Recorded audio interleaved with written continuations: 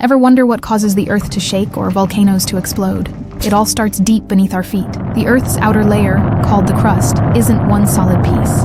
It's made up of giant, puzzle-like slabs called tectonic plates, and they're slowly moving over a softer, hotter layer called the mantle.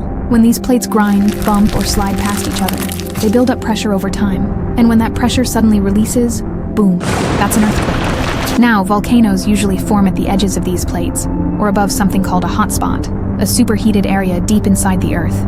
As pressure builds, melted rock called magma rises through cracks. When it reaches the surface, it erupts as lava, ash, and gases. So, earthquakes and volcanoes, they're both signs that our planet is alive and always moving under our feet. Like and share if you learned something new.